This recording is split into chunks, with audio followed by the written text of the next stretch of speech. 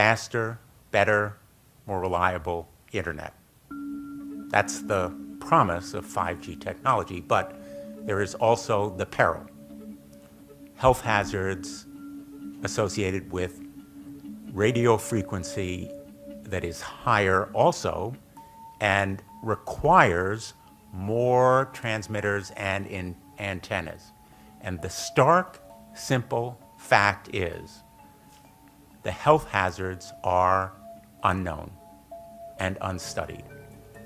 And that is a sign of neglect and disregard on the part of the Federal Communications Commission that seems unacceptable. There have been no answers so far. The FCC basically has said everything's fine, but in order to reach a conclusion about the health and safety of this new technology, we need facts.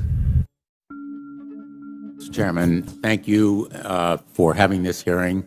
5G, as you well know, also uses higher frequency waves that don't travel as far and will rely on a network of hundreds of thousands, potentially millions of small cell sites. And the question then is, are there any health implications, any public safety implications to those additional sites that are likely to be located close to homes, schools, workplaces, and closer to the ground?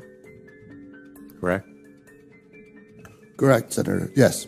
So my question for you, particularly Mr. Gillen and Mr. Berry, how much money has the industry committed to supporting additional independent research?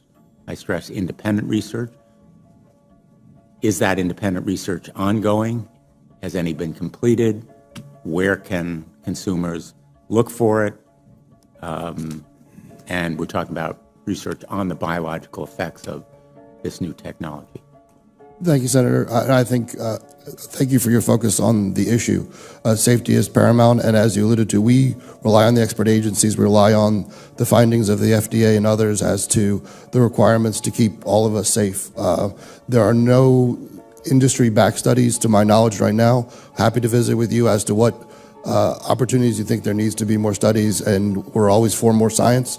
We also rely on what the scientists tell us. So essentially, the answer to my question, how much money?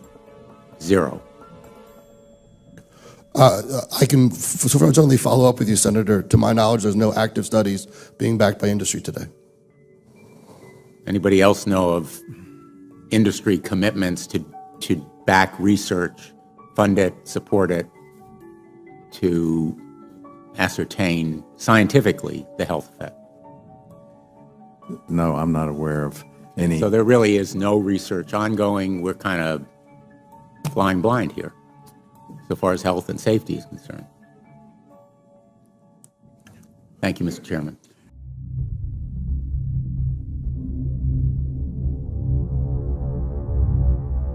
You're a trained medical professional. Yes. We don't have one on the panel. What are we to make of the American Cancer Society, for example, telling us there's no evidence of harmful product? Many of these organizations have conflicts of interest. Very briefly, if you can, what do you mean by conflict of interest? One of the first things that you teach residents is that you always have to look at the funding. There's a tremendous amount of sponsored research by people who are hired to do studies to find no effect.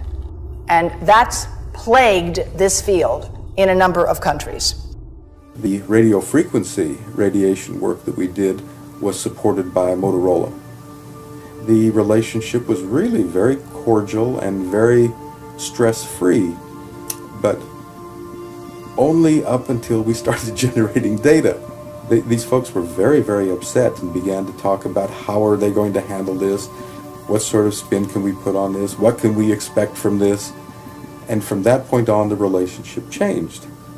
What we saw was that Motorola began to exert more and more control over the work, telling us what to do, telling us how to write abstracts, what to say in the abstracts, what to say in the papers, how to do the work. No, don't do this. Yes, do it this way. This was unacceptable. I had completed our study of DNA damage, and I submitted the final report to Motorola. They simply weren't willing to accept my interpretation of my study, my evaluation of my study, my knowledge of science at that point, and tried to urge me not to publish the study. Did you hear about people coming to you as far as having complaints about illness? We were made aware of health complaints following installation of smart meters, and we wanted to verify this using our field work. So I measured the field of about 30 different people while they stood 1 foot in front of the smart meter, and in every single case, the human energy field was obliterated as they stood in front of the smart meter. So in our first slides, what we see is normal cells, and the structure of the cells is intact and sound. This is what we would expect from a normal sample. So after 2 minutes of exposure in front of the smart meter at about 1 foot away, we see a totally different story. Sample 1, you can see a lot of degradation in the cells. The cell walls have been broken, and you see changes in the cells which are called mycoplasma. It shows a mutation to the cell. In the second sample, we see a different type of degradation to the cell membranes. You can see a corrugation here. This is called bottle cap formation, and it's known that this occurs due to oxidation or exposure to free radicals. So this third subject, when we did her sample, she had to be pulled away from the meter after 45 seconds because she complained about an increasingly severe headache. And here you see a phenomenon called rouleau, where the red blood cells are stacking up, which makes it very difficult for the blood to deliver oxygen to the tissues as they would be their normal function. Every single one of these is a degradation. Every single one of these shows a trauma to the blood cells, and that came from something, and the only variable was the smart meter. The good news in all this is the patient and the blood can return to normal once they have been removed from the influences of these stressors.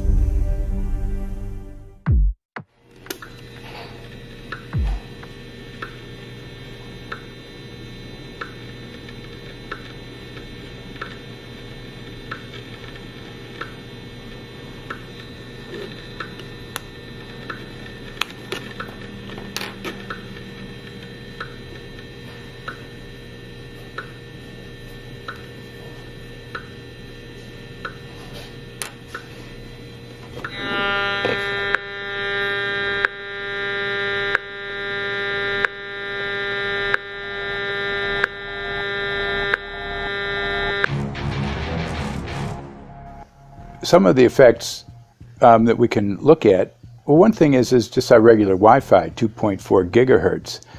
That's in the same range as microwave ovens, which are also called radar ranges, because that is radar. 2.4 gigahertz is interesting. It's not the peak absorption rate in water for microwave frequencies, but it's at a point where it allows full penetration, because if it came in at the peak, it would prevent the insides from getting warm. So that's with basic Wi-Fi. Now when we look at 5G, 60 gigahertz, this is what they call active dispersal sort of weaponry, just to keep people back. It burns the skin. It doesn't penetrate, but 60 gigahertz is the frequency of oxygen molecule absorption. Since they have electrons that they share with each other, what we breathe is actually O2, pair of oxygen. So being bombarded with 60 gigahertz could very well impair our oxygen absorption rates in our body, and thereby the whole basis of our living system. Martin Pall says, putting tens of millions of 5G antennas without a single biological test of safety has to be about the stupidest idea anyone has had in the history of the world. So assessing all this, we have experts in various fields: military EMF weaponry, biological effects on humans, firefighters that are getting cognitive impairment by being there in them, countries that are banning these sort of technologies around schools because of the impairment to cognitive. Let's weigh that up in light of what Rudolf Steiner said in 1924 about just mere radio causing the impairment of cognitive functions on people, that they can receive news from around the world, but they can't understand it as well because of the effect of the electricity. We have to say, something smells sinister here. With the 5th generation, it's actually a whole new ballgame. It's not using the same technology. They're switching to military-grade millimeter wave technology. And when you look at this technology, I mean, if you go and look at DARPA reports, come and look at some of the patents that the United States military has put out on what they can do with psychological weapons, all sorts of things, crowd control, active denial, anything you can think of. This is what they can do with 5G. So any type of military application you can think of which has an electromagnetic base, they can do with 5G. And they're putting this out blanket across the population. Ladies and gentlemen, the President of the United States. Good evening, my fellow Americans. In the councils of government, we must guard against the acquisition of unwarranted influence, whether sought or unsought, by the military-industrial complex. The potential for the disastrous rise of misplaced power exists and will persist. We must never let the weight of this combination endanger our liberties or democratic processes.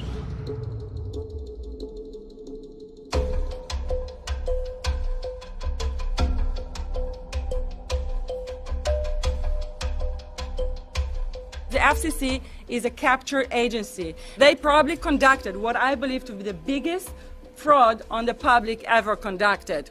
The FCC has been described by Harvard University's Center for Ethics writer Norman Alster as the most captured agency in D.C., acting more as an industry cheerleader than a regulator. This is especially true today with 5G, where there are serious safety concerns and potentially misleading information coming from the FCC. For example, the previous chairman of the FCC is Tom Wheeler. He was the head of the Wireless Lobby Association for 14 years. Now remember, Obama told us there would be no lobbyists in his administration, so he took the biggest lobby and put him as a head of the FCC. And that's damn important.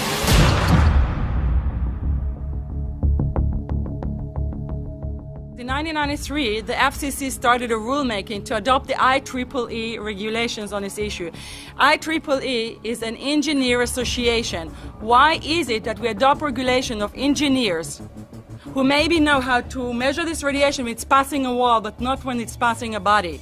All our health agencies objected it, saying that it makes no sense to adopt engineer association, that they had not even one biomedical person on their team. They are effectively indemnified against adverse health impact lawsuits when the acceptable limits are higher than the limits actually shown to show harmful health effects. The FCC guidelines were developed for short-term exposures, 6 minutes, 30 minutes, depending on it's a phone or an outdoor exposure. And they have absolutely no connection to the biological effects that have been very clearly summarized in the Bio Initiative. So as you can see, there's a number of individuals in this room today that have serious concerns about this as regards to their health. If one of your companies decides to put one of these small cells up at a pole that's within, say, 50 feet of one of their houses, what recourse do they have to say, is there a way to move it somewhere else?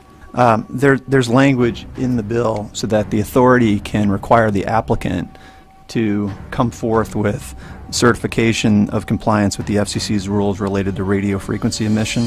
Remember that denial of request or denial of permit request that you can put in? It's going to point back to the acceptable levels as determined by the FCC. Not the EPA, or not the CDC, the ones who usually take care of health concerns, but by the FCC, which is staffed by former members of the telecommunication industry. That's the fox guarding the henhouse. It's a fact that most insurance companies will not indemnify against EMF effects.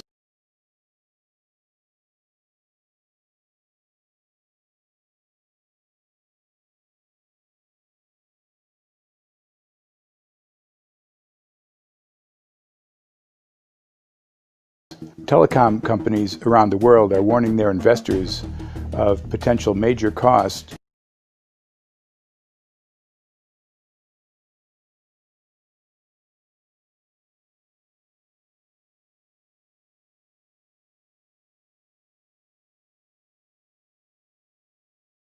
due to real or alleged risks of EMF pollution from their products. Interestingly enough, they're warning their investors, but they're not telling their customers. They're basically keeping it quiet because that's where their money comes from. So we're using technology that could be very potentially harmful to us, and the investors know it. But their only worry is that they might lose money, not that our health might be affected. First of all, I think what you should really think about is why is it that they're not insured? It's not that they chose to be self-insured. They actually rejected by the insurance company from being insured because they understand the risk. And so the insurance companies, the big insurance companies, will not insure the telecommunications? So there's insurance companies, and then there's what's called secondary insurance companies. Secondary insurance companies are the insurance companies that insure the insurance companies. So in an event, an insurance company, let's say I insure Verizon, and it may not be able to meet the claims, then the secondary insurance company is kicking in. Like Lloyd's of London. Sorry? Like yes, Lloyd's of exactly. London. So two leading one would be Lloyd's of London and Swiss Re. Both told the insurance company not to insure the wireless industry, and this is why they're not insured. And that should give you a hint. Now, this is exactly why they have to prevent a health lawsuit. And how did they prevent lawsuit? That goes back to Section 704.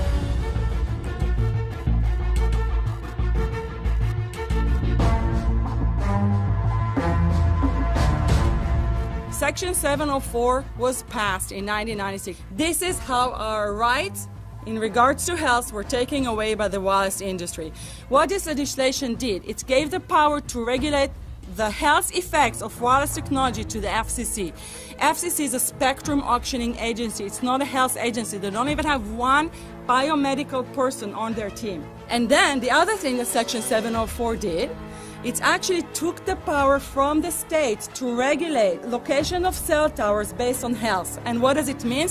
It means that if they want to put a cell tower in front of your home, you cannot go to your city council and say, hey, stop, I don't want it. I just heard in a lecture that there are 10,000 studies proving that it's harmful. I don't want it. My child is sick. They will tell you, stop. You're not allowed to mention this in the city council because Section 704 says that if you will, and if the application will be rejected, the city will be sued, can be sued by the wireless industry.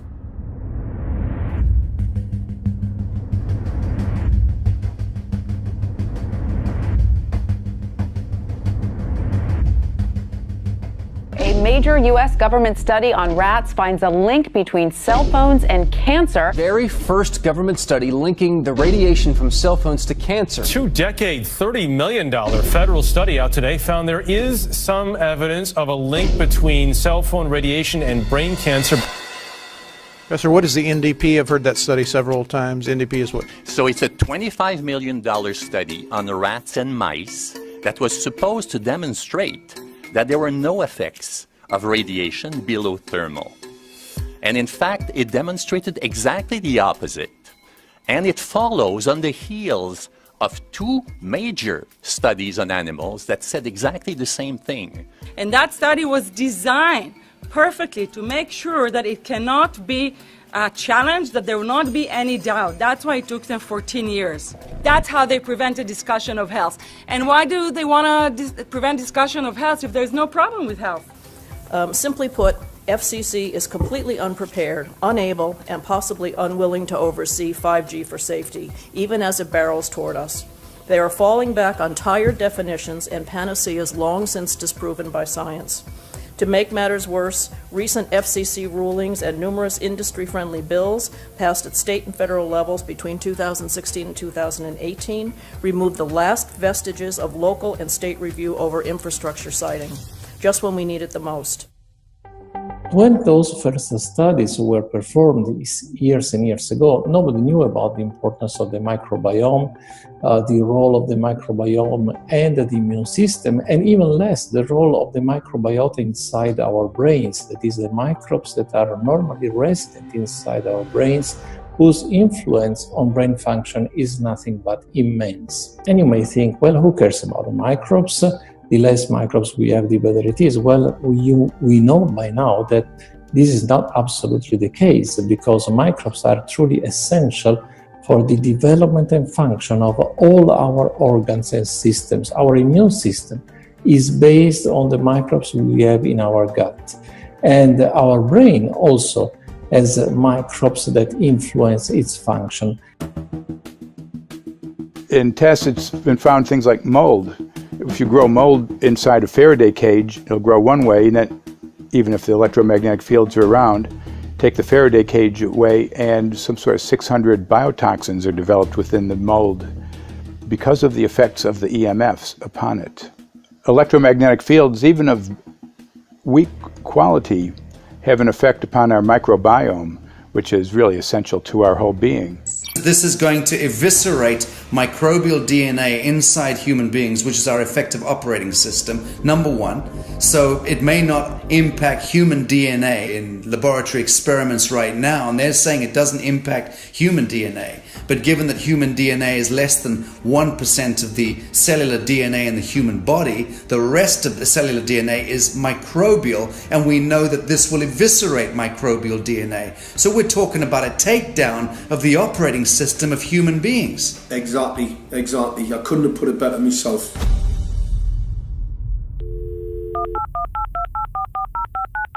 John Brandt. Good morning, Mr. Brandt. Wow, this is Amanda from Virginia. Hi, how are you? Hi, I've been trying to get a hold of you for months now. You guys are covering up chemtrails. No, we are not covering it. We have no reason to cover up chemtrails. Of course, you have every reason to cover it up. Every reason. It's called What losing your reasons job. would that be? Oh, well, you personally, you would lose your job if you were to reveal anything to me, and it's probably unsafe for you to even be speaking about this, No, it's considering not the types of individuals you work for. It's not unsafe. It is unsafe. There's no problem with us talking on. You're a citizen. You're making a complaint. Oh, Lord, have is- mercy on myself. It's a complaint in an area that we don't have authority to regulate.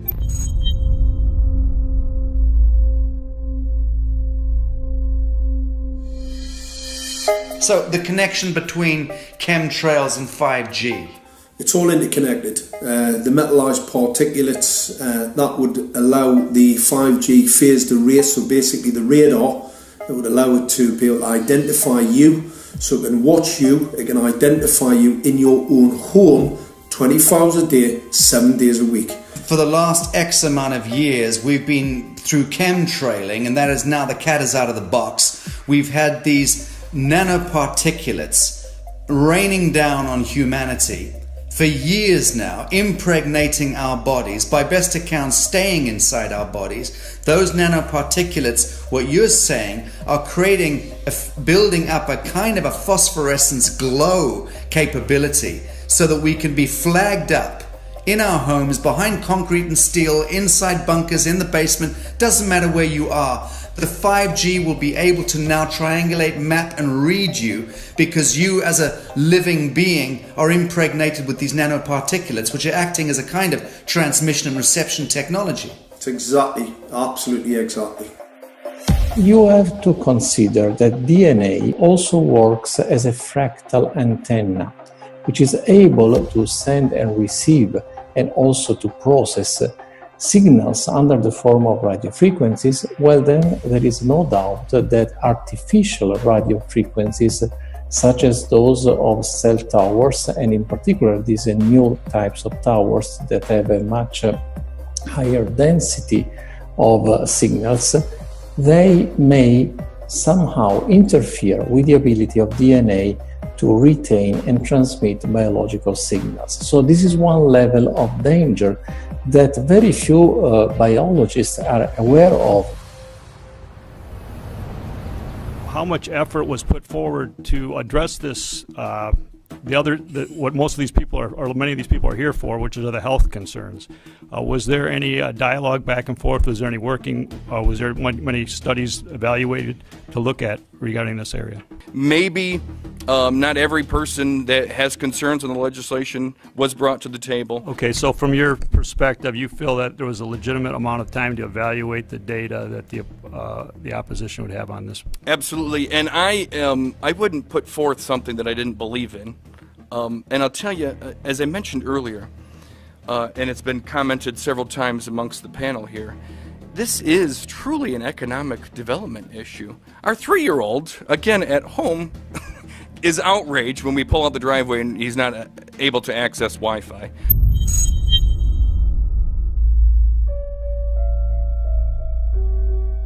I think anyone who puts Wi-Fi into a school should be locked up for the rest of their life.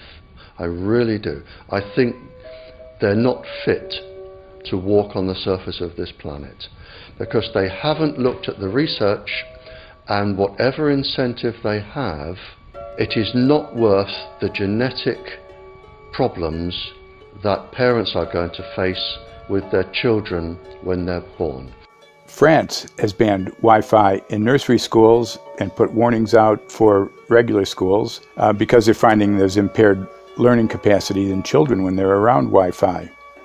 And they have to put up warning signs where they put Wi-Fi transmitters. When I got sick and I learned that they're putting Wi-Fi in the schools in Israel, I was very sick at the time, but I could not tolerate the thought that children in the schools will become as sick as I have. And after a few months of correspondence, I submitted a Supreme Court case in Israel to ban the use of Wi-Fi in the schools and replace them with wired network. The 4 top diseases that kill our children, our young adults right now, are brain tumors, thyroid cancer, testis cancer, rectal cancer, everywhere we put our cell phones. And a lot of our children are sick and they're being misdiagnosed and mistreated because the wireless industry has put billions and billions of dollars in the past 30 years to mislead the public as to the health effects and keep the public uninformed. We are performing an experiment on children. We are exposing children to microwave radiation for 6 hours during every school day. We have had absolutely no studies looking at the long-term effects of this radiation on young people or even on adults. A considerable amount of research shows that developing brains and bodies of children are much more affected than adults. And there are clear indications of a link between increased electromagnetic fields and autism spectrum disorders. We took 10 autistic children and went back to the sleeping location where the mother was when she was pregnant with that child and compared it with the sleeping location of a mother that gave birth to healthy children.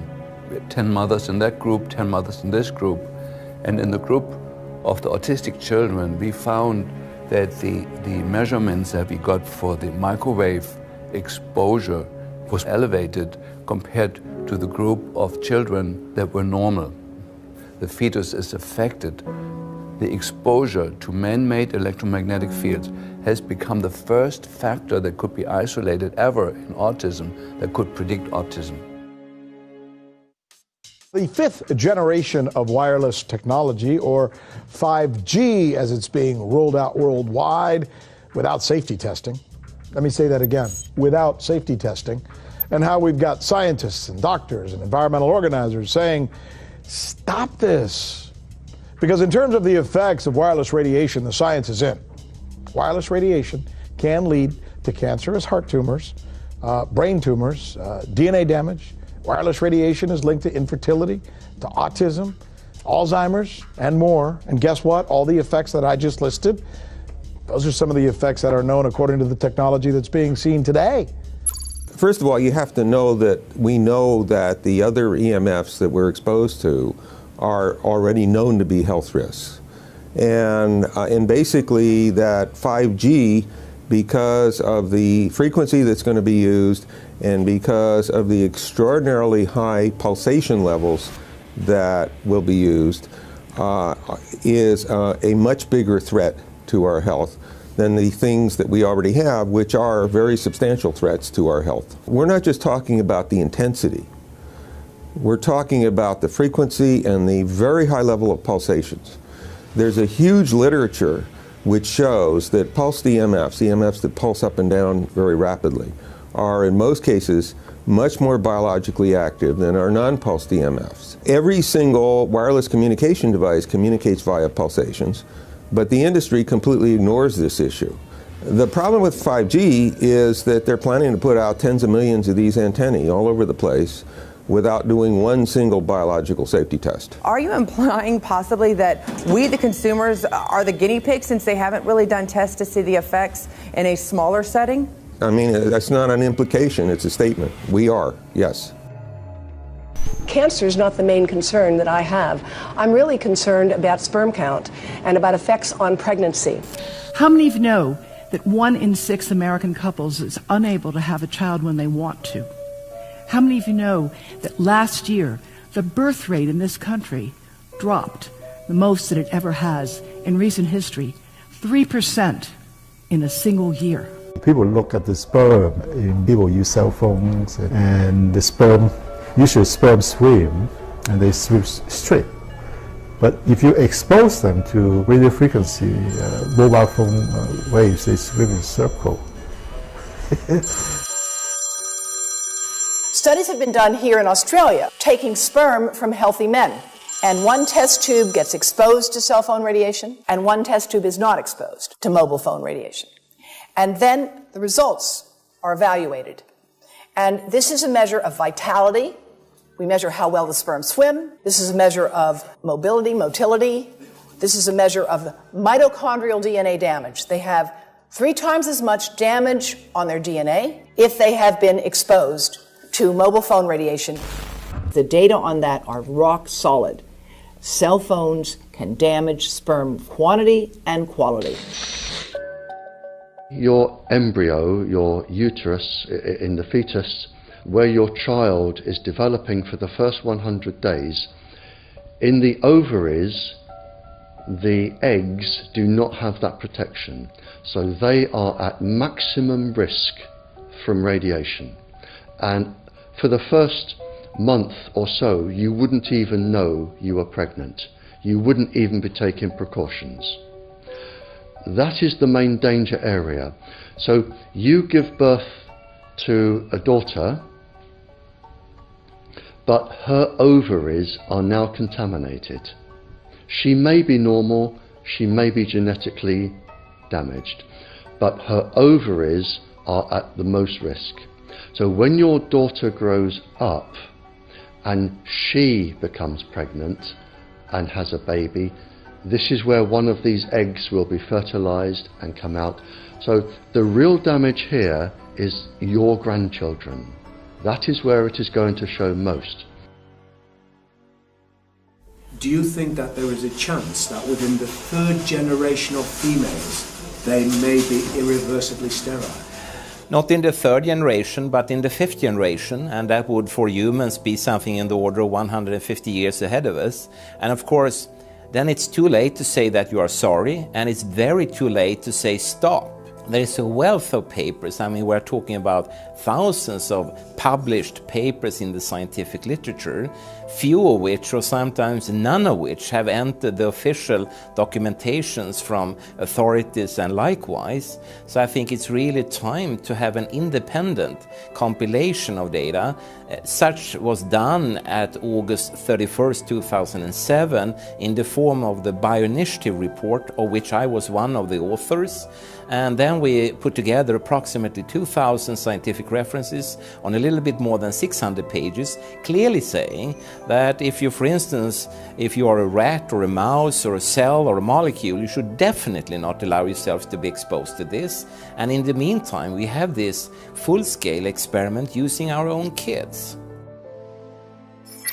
One interesting case, John Patterson, he was a telecommunications engineer in Sydney, Australia. Very brilliant man. For 20 years, John tested Telstra digital systems. Over the time, he realised the dangers of electromagnetic radiation. It disrupts the bioelectric system of your body, which is really your brain, your nervous system, how your muscles talk.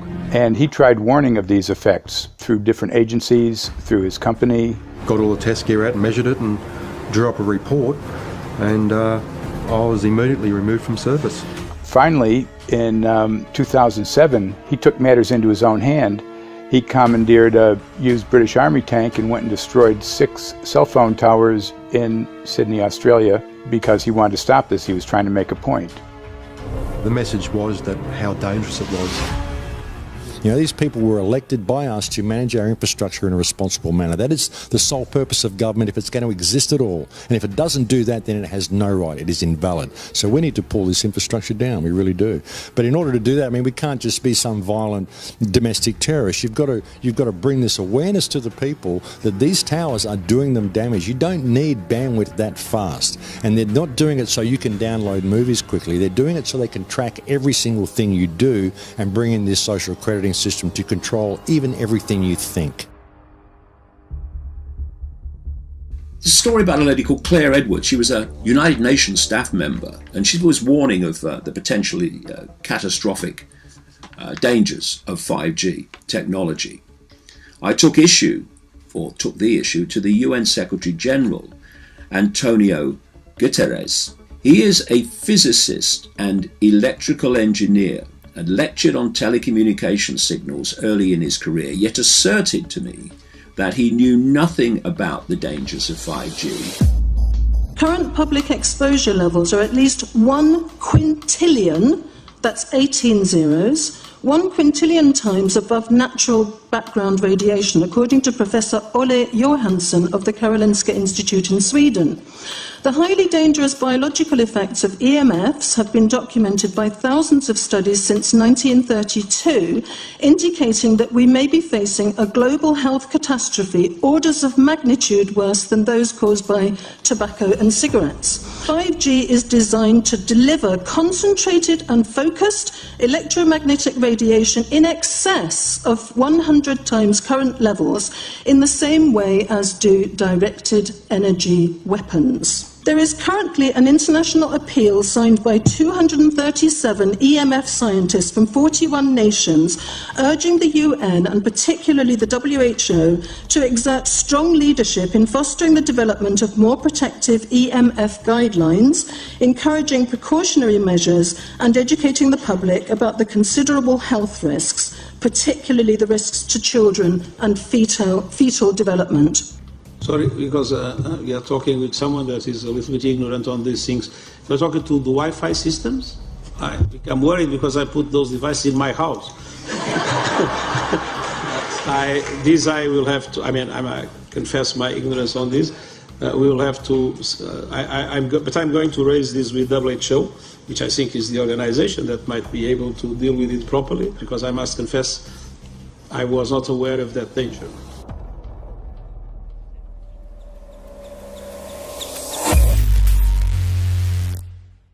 In 1996, when the Telecommunications Act was passed, in it was a provision essentially that kept local officials from addressing health issue concerns when approving or not approving a cell tower. So that's correct. But then something new is happening. We've talked a lot about it on the Solari report, thanks to Jason Bogdan-Smith and his website EMF Warriors. But this is new. This is very, very new. So you're basically, sending out an appeal on something that in one sense hasn't happened yet. This is not just an incremental change. This is a big step up.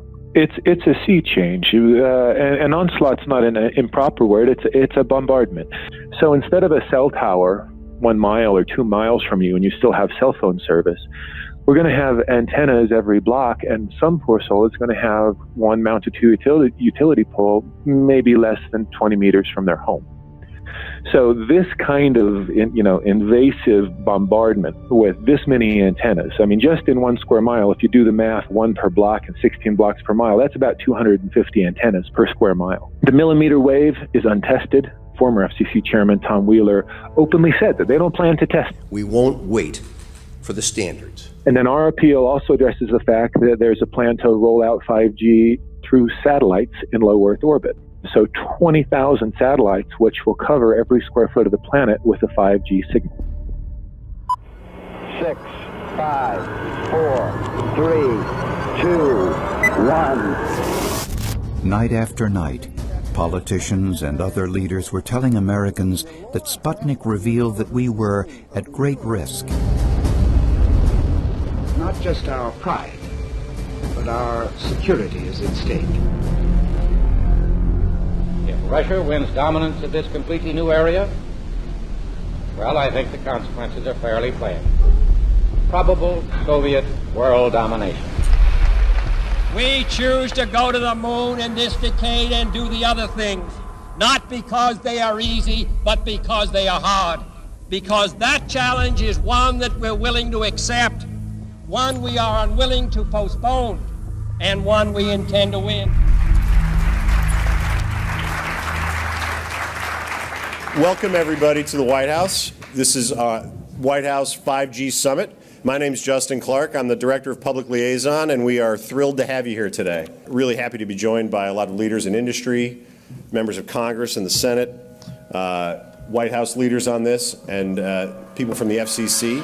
Before we start, one, we are government, so don't assume we know anything, okay? I do agree, I don't know anything.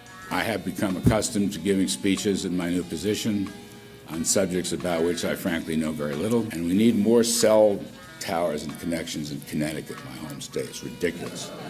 The U.S. is in the lead thanks to our private sector as well as the work of the FCC and this administration overall. But China and South Korea and many other countries are eager to claim this mantle. We have every intention to deploy 5G first and reap the benefits of faster and more robust wireless. Yes, I hope we beat China, of course, and get to gigabit speeds and low latency, and the race has begun. Let there be no mistake.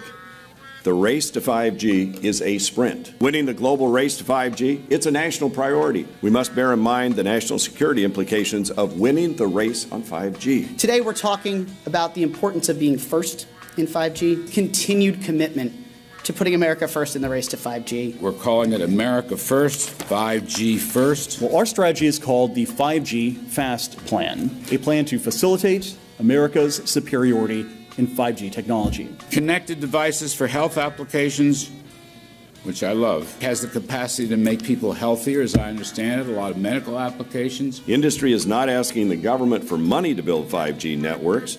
They're asking us to cut the red tape that surrounds infrastructure deployment. We cannot let today's red tape strangle the 5G future. The red tape slows and sometimes stops the building of densified network facilities necessary for 5G. As we continue our efforts to keep government out of the way so that America can continue its leadership for America to win the race to 5G. One path is the government regulatory path. The other path is the private enterprise free market. Gales of creative destruction, Schumpeter path. Have you ever heard that? Gales of creative destruction. It just means let it rip. The new replaces the old. With 5G, we're on the cusp of another era of American innovation. It means an even more connected world for everyone around us, unlocking the potential of the Internet of Things to become safer, healthier, and more sustainable for our future. You know, sometimes, look, we all believe in the 10th Amendment, but sometimes you have to override it.